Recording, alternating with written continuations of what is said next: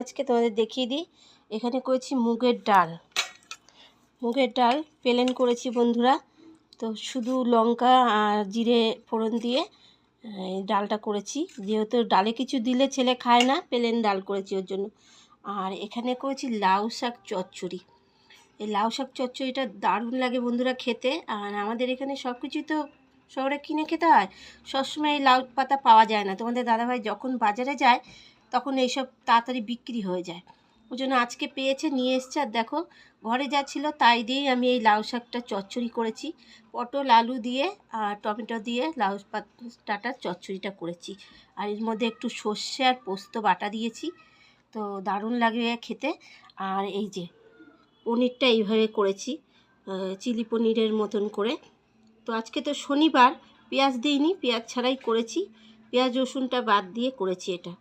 আর এখানে একটু আলু পোস্ত করেছি বন্ধুরা, যেহেতু আলু ছাড়া আমরা খেতে পারি না, একটু আলু পোস্ত করেছি। মেয়েরও লাগে আমাদেরও লাগে, তো ওই জন্য একটু আলু পোস্ত করেছি। আর ছেলের জন্য এই যে আলু ভেজেছি, গোল গোল করে চাক করে এরকম করে আলু ভেজেছি।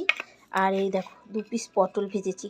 পটলগুলি যখন বানাচ্ছিলাম তখন সব পটলই মোটামুটি একটু বিচালা হচ্ছিল, ওই জন্য একটা পটল ভালো পেয়েছিলাম বলে এই একটা পটল ভেজেছি।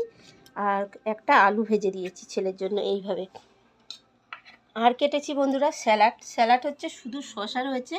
তো এই হচ্ছে আজকে দুপুরের রান্না। চলো, এখানে ভাত কিন্তু একদম গরম, এই দেখো ধোঁয়া উঠছে ভাত দিয়ে এখনও। তো এখন ভাত বেড়ে দিই, সবার ভাতটা বেড়ে নেবো।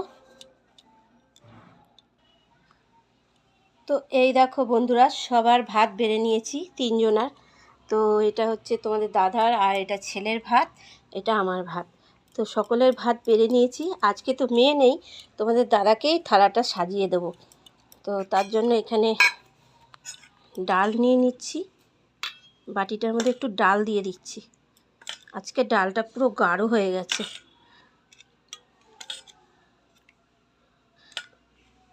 ডাল ছাড়া এরা একদম খেতে পারে না, এদের প্রতিদিন ডাল লাগে। শুধু একমাত্র মাংস হলেই বন্ধুরা ডাল তখন আর এদের লাগে না।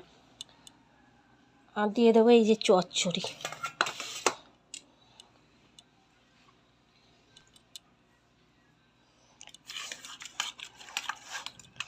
এত ভালো ছিল, এত কচি কচি শাকটা না, পাতাগুলি এত সুন্দর।